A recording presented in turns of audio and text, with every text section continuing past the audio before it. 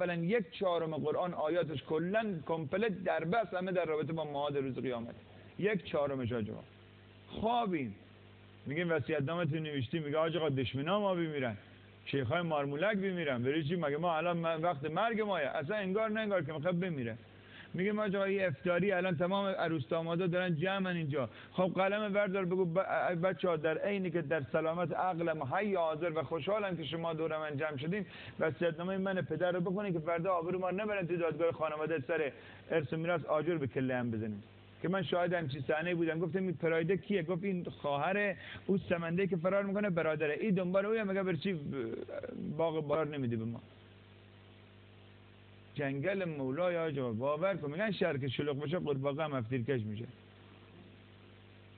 آقای عزیز به مسخره میگیرن. شما چه جور روزه میگیری؟ گفتن از ما نیست کسی که وصیت‌نامه‌اش زیر سرش نباشه. حالا نمیگم زیر بالش بذار، ولی بعضی که تو درابری جایی زیر میز تلویزیونی یا جایی وصیت‌نامه رو بنویس. میگه آقا کو حالا ها کو. باشه ما کارفی نداریم، چون خیلی از مردم این ترانه‌های زمان طاغوت رو باور کردن. یعنی فکر میکنن واقعا هیچ خبری نیست. میگه کی اهل جهنم که خونش تو بهشته. صدا داره ضبط میشه که نه باور کن. میگه آقا بهشت و جهنمی کش که چی کاری؟ چی نه شیخا درست کردن، یک دکان درست کردن، ما رو میترسونن. خدا کریمه. اون زمان قدیم ما گفتن خدا کریم. اگر خدا کریم بود برای چی بمب بالا سر امام رضا عمل کرد تو حرم امام رضا؟ اگه خدا کریمه کجا بود کریمی خدا موقعی که روز اول ماه رجب حضرت آیت الله حکیم کنار مرقد مطهر حضرت علی علیه السلام یه مرتبه بم عمل کنه تیکه تیکه بشن؟ کجا بود آقای خدا؟ کجا بود موقعی که آقای دستقی وقتی نصف بدن چیز شد، بعد 3 روز خواب دیدن آقا سیدی رو که برید اون کوچه‌ای که میرفتم نماز جمعه که منفجر شد، این گوشتای بدنم توی درزای دیوار مونده، بشوریدش. بده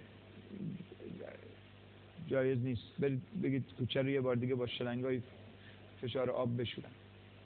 کجا بود موقعی که بیبی فاطمه در را بین در و دیوار گیر کرده گفت محسن من فزده منو دریاب، محسنم از دست رفت؟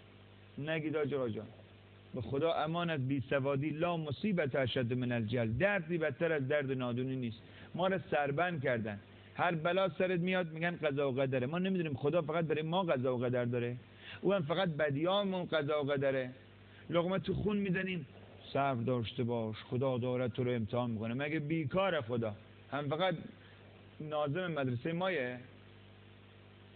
از دانش آموز تازه سالی 3 از دانشجو پایان ترم امتحان میگیرن ببینن چیزی فهمیده یا نه.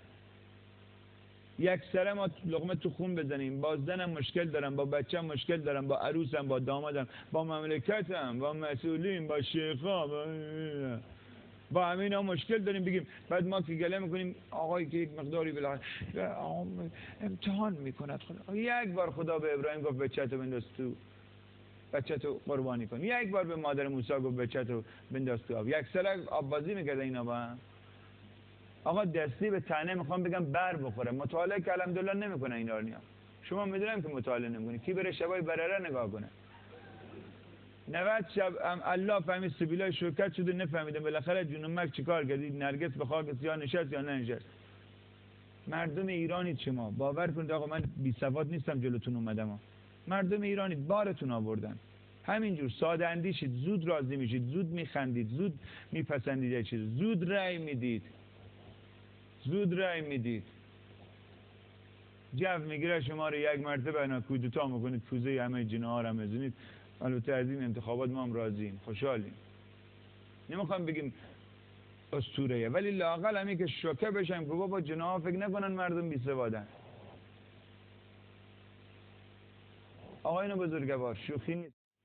این 2 تا تعریف احساس مسئولیت و غیرت رو کنار هم بگذارید، باید روش فکر کنید. بعد که فکر کنید اون وقت شاید بتونید توازن آمار رو به هم بزنید که گفتن الان روزانه 2 تن مواد مخدر توی مملکت مصرف میشه. حالا شما که تفننی میکشن که هیچی، اونا حساب نیست. اونایی که مثل ما رسمی میکشن و خالصش هم میکشن لامصب، تازه بعضی هم که نمیکشن میزنن بالا هستن. صفاسید که اونا بدن. شما اگه با ما شک داریم پس بذار خود ما بگم. این همه حقیقت هست. این همه حقیقت است که ما کوه طاقتیم، باور کنید تشنه بوی صداقتیم. ای چشم خیس عاطفه گفتم صبور باش، تا عاشقیم در گذر سنگ تهمتیم.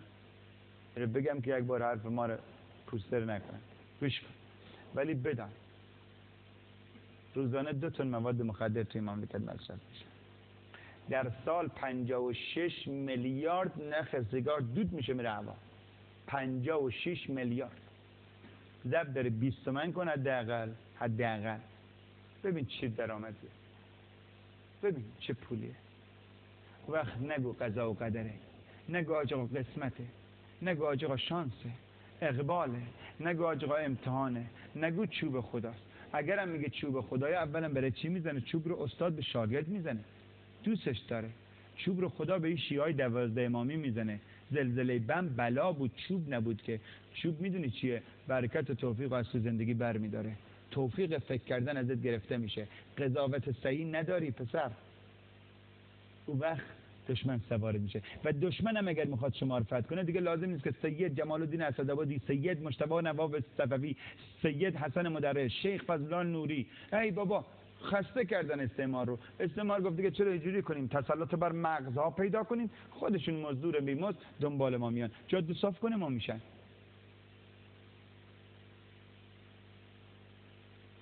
الان کشور مصرفی در جهان ایرانه. 4 برابر آلمان شما سوخت مصرف میکنید.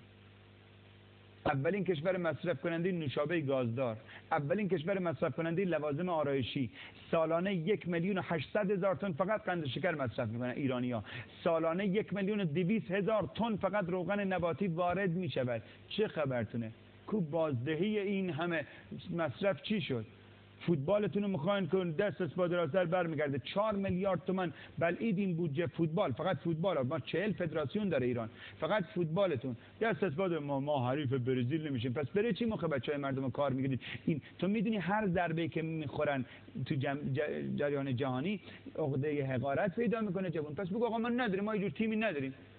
پاکستان اصلا سربازی نداره، اصلا چیزی به نام سربازی نداره که بعد بگن مثلا آشخوری و پولار دزدیدن، پولای پادگانا رو میبرن سرنگا میخورن مثلا میگن. ندارن اصلا چیزی به نام سربازی ندارن، مفت میخورن مخابرم کشورشون یک جوری نگه میدارن. آقا یا نرید تو گود، یا مگه میرید پرچم ایران رو ببرید بالا. آقا شما که در عزاداریاتون این ماده های بی سواد بلا نسبت ماده های عزیزی اگه تو جلسه هستن جسارت نباشه، این دیستیسیا ابو فاضل آپاراتی بدبخت بی سواد وقت گم شو برو. منوسه 10 شب در مسجد فلان مراسم است، بعد منوسه که سخنران آقای اکبری مدعا نصف چهارراه میگیره صفدر قلی. اشکال نداره، جای ما رو که تنگ نکردم به جهنم، سزای شما همونایه، برین تو معرفت بری. اصلا امام حسین خبر دارید ائمه اصلا اینجور قد و اندامی که اینا میگن نداشتن، اصلا اینجور ابرو و گردن و قبقبی که اینا برای ابوالفضل رسید. یه جوون 35 ساله بود شهید شد، 15 ساله بود بابا رو از دست، معلم بوده ایشون، مربی آموزش نظامی بوده و یه روحانی بوده چون سخنرانی میکرده قمر بنی هاشم. بس برین خونه‌هاتون. این حرفا چیه؟ علی میگن از قد کاملا برخلاف اسمشون، چون علی ابن ابی طالب کننده در خیبر، همه فکر میکنن ایشون یک بنگادار بوده، داش مشتی و یک ذوالفقاری. و باور کنید قد حضرت علی کاملا معمولی، نمیخوام بگم کوتاه قد بودن، قد معمولی تو حدیث داریم.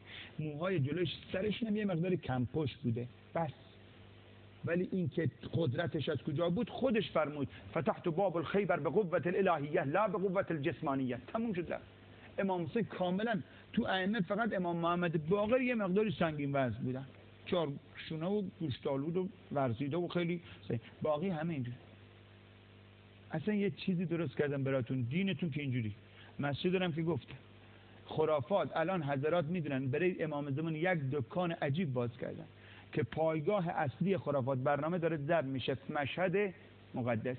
یک میگن امام زمان و زمانی میاد که دنیا پر از ظلم بشه. این یکی از هی شما میگید قرآن ما رو دست نزدن. مردم یکی از اعتقادات عجیب نیروزای شیعه رو تجاوز کردن، تموم لجن مالش کردن. اینه که میگن آقا امام زمان زمانی میاد که دنیا پر از ظلم و جور بشه.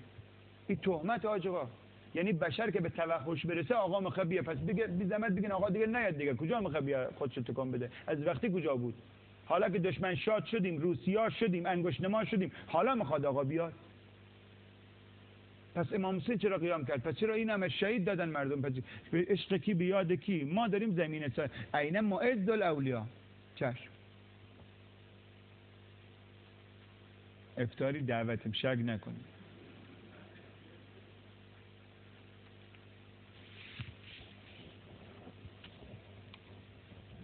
توجه فرمایید.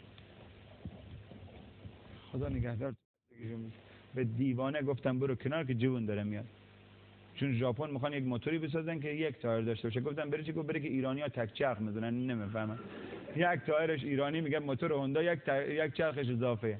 خب نفل دلت بره کمکای جلوی موتور بسازه. اونا جفتی 40,000 تومان تو جور میری بالا جلوی دبیرستان خودت تخته میکنی روزی. رفیقاش همه داماد شدن، رئیس شدن، وزیر شدن. این لنگش به هوا میکنه که ما چهونو مرد شور سره ببره بابا جون. واه خدایا همین سزای شما رو همین مارمولکا میدن و همین زیر آسمان شهر و خشایار و خانم فرامردی و بیروز خالیبند. جدی میگم کو شمایی که باید یک چنان سخت وقتی آمار گرفتن گفتن 80% مردم دارن سریال نرگس تماشا میکنن. خب این چی آموزی داشت؟ ما هم به اندازه تو روانشناسی خوندیم، ما هم میفهمیم روابط بین انسان ها، ولی یک سریالی هست به نام قصه های جزیره، برو نگاه کن، اونام فیلم میسازن. اگه تو روابط بین انسان ها رو می‌خواستی نشون بدی بفرما. یه سریالی ساختن روزگاری، یک دزد سرگردنه رو یه پیرزن تربیت کرد فرستاد خانه بخت. این چی جو فیلمیه که ساختین؟ که میان خونتون این جوانای عزیزی که اینجان بعضی وقتا دیدید تو خونه‌هاشون از این منظرهای غروب آفتاب دود رو یه قایقی تو نفر دست هم دیگه رو گرفتن. ایلا میبینی یک صلیب یک دختری دو زانو نشسته، یک تیر به جیگرش خورده، پایینش نوشته اسیر عشق. اونای دیگه می‌نویسن که به چشمانت بیاموز که هر کس ارزش دیدن ندارد. رو داشبورد ماشینش نوشته سلام غریبه، نگام نکن آب میشم. یک کاره میکنن جوونا. خانم انظاری رفت به کره ما این می‌نویسه که زیر باران باید رفت، دوست را زیر باران باید دید. زندگی شستن یک بشقاب است. بابیلا از دنیا همین رو فهمیدی تو. باز نگید شعر نو نمیفهمه چیه، به اندازه شما میفهمه. گوش کن.